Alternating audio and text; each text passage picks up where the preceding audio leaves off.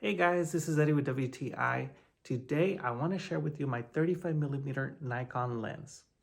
As you can tell, this is the Nikon 35mm DX 1.8 lens.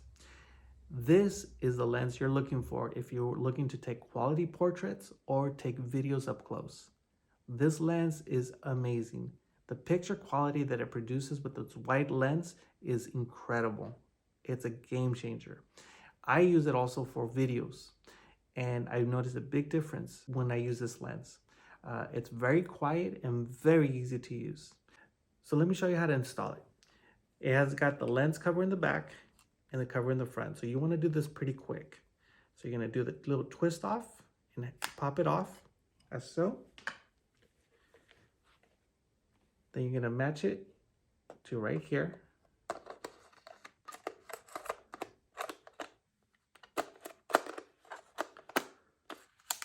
And wait till it to click. There, it's on. So you're ready to go. This lens is amazing and it's a game changer. I highly recommend it, and that's my point of view.